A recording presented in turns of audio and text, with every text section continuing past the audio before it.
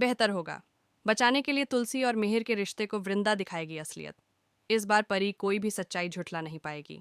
जी हाँ दोस्तों, सीरियल क्योंकि सास भी कभी बहू थी का आने वाला ट्रैक बहुत ही ज़बरदस्त होने वाला है। कहानी में आप देख रहे हैं कि परी कितनी चालाक लड़की है।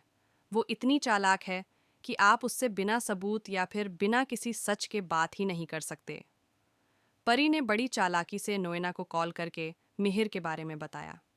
जब तुलसी कन्फ्रंट करती है तो परी बदतमीजी से जवाब देती है और यह दिखाने की कोशिश करती है कि तुलसी मिहिर के लायक नहीं है और वो खुद एकदम परफेक्ट है। वह मिहिर के लिए परफेक्ट हो सकती है अगर उनकी शादी हो जाए। ये बातें समझने वाली हैं, लेकिन कोई समझने को तैयार नहीं है। लेकिन तुलसी अपनी बेटी को अच्छे से समझ चुकी है। जिस दिन तुलसी और मिहिर साथ समय बिताते हैं, उस दिन का भी मिहिर को लिहाज नहीं होता और वह तुलसी का दिल तोड़कर नोएना के साथ पूजा करने बैठ जाता है। फिर किस हक से मिहिर तुलसी को गलत, झूठा, धोखेबाज और एक अच्छी मां न कहलाने योग्य ठहराता है, जबकि वह खुद एक अच्छा पति नहीं है और पिता बनने की चाहत में पति होने का फर्ज भूल चुका है।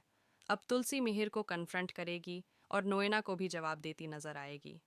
चाहे मिहिर कितनी भी कोशिश कर ले उसे दूर करने की, लेकिन वह ऐसा कर नहीं पाएगा। यह सब देखकर वृंदा का दिल दुख रहा है। उसे विश्वास नहीं हो रहा कि उसका बेटा अपनी मां पर भरोसा नहीं कर सकता। वृंदा अंगद को डांटते हुए कहती है कि वह एक अच्छा बेटा नहीं है। इतनी अच्छी मां होने के बावजूद वह उनके साथ नहीं खड़ा है, जबकि वह अकेली टूट चुकी है। अब अंगद की आंखें खुलेंगी, लेकिन वृंदा सब कुछ अपने ऊपर ले लेगी। जी हाँ, वृंदा जानती है कि वह गरीब घर की है और इसी वजह से मिहिर जैसे लोग उस पर विश्वास नहीं करते। वे सोचते हैं कि वृंदा लालची है, लेकिन सच तो यह है कि वृंदा ने पहले ही दिन से इस परिवार का साथ दिया और कहीं न कहीं अप्रत्यक्ष रूप से सच को बाहर लाने में मदद की। इस बार वृंदा ऐसा सबूत दिखाएगी जिससे मिहिर और पूरा परिवार परी को एक्सपोज होते देखेगा। जी हाँ, परी पूरी तरह से बेनकाब होने वाली है। इसके बाद परी क्या करेगी और परिवार क्या करेगा, यह बाद की बात है। लेकिन अब तुलसी